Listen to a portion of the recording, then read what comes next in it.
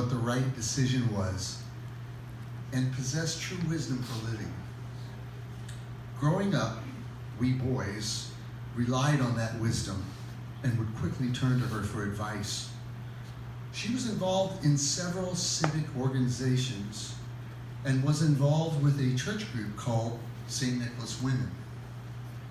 She was never afraid to speak up for the truth.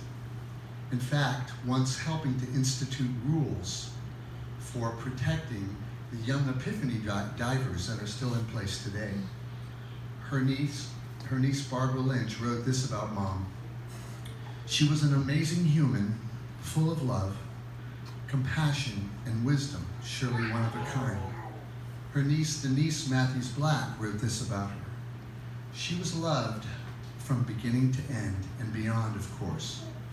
The devotion of both parents was lavished on her good heart. She never boasted or squandered this currency. Her confidence in herself, her talents, and goodness differentiated her from others, from many others. Knowing she deserved love and respect, she was not jealous of others.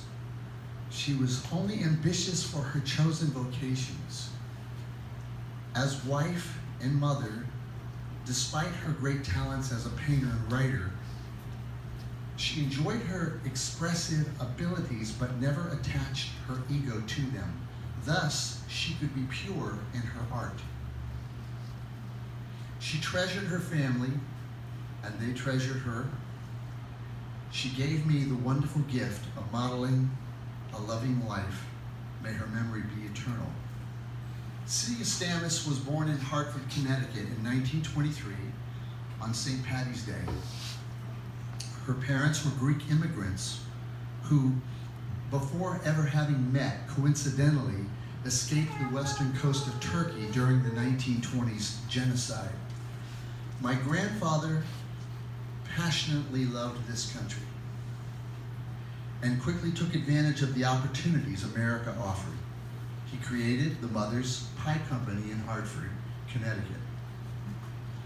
To Celia's father, whose name was James, running a pool hall in New York City's Bowery was not what he dreamed of back in Ivali, as he found himself bouncing New York City's worst element right out into the street.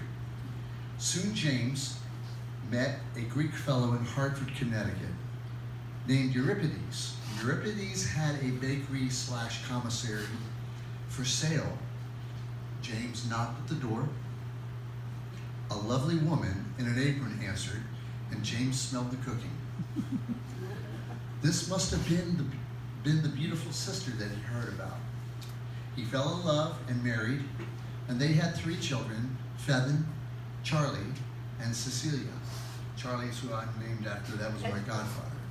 31 years later, with their daughter Cecilia, James and Dorothea decided to travel to Florida with intentions of buying a winter home, possibly in Miami. Our mother wrote, "We carried with us a friend couple who wormed their way into our Florida plans. As we approached the Florida line, the man insisted that we take the West Coast route. Now, back in the day, the route from Tampa to Miami was a scenic road called the Tamiami Trail. Some of you know that, some of you may not.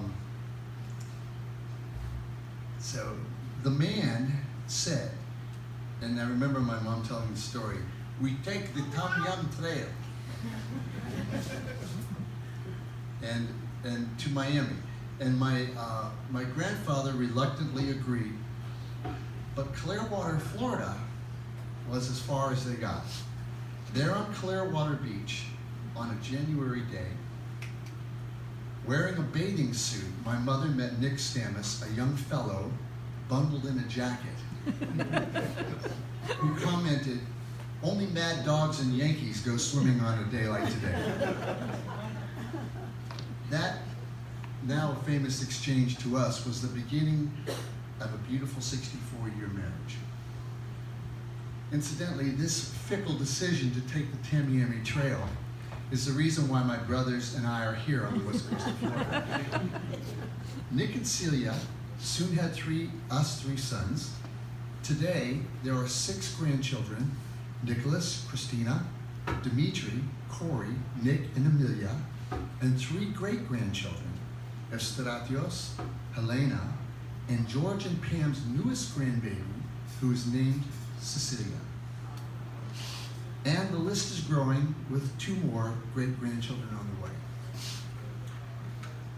Mom died in her home on Monday, December 30th, 2019. She took her last breath with my brothers and me there at her bedside, consoling her. She was 96. My brother George said, "All my life, Mom was my best friend and trusted confidant. I could always count on her patient ear and exceptional wise advice whenever needed. She would both console me when I was down and cheerfully celebrate even my smallest of victories. Most importantly, through her loving example, she taught me, my brothers, and all her grandchildren the meaning of right from wrong. It was truly a joy and blessing to have been her son. Though she will be greatly missed, she'll forever be alive in my heart." My brother Jim said this of Mom: "To those acquaintances who knew Mom, it was a blessing just to have known her, but to have been raised by her was truly a gift. Thank you, Mom, until we meet again." And I finally want to add that my brother George and I and our wives want to thank Jim for his dedication, for standing by Mom and Dad.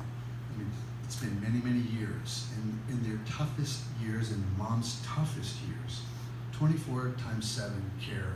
We thank you, Jim. Thank you very much. Let's have a Lord's Prayer here, and we're gonna have some dinner.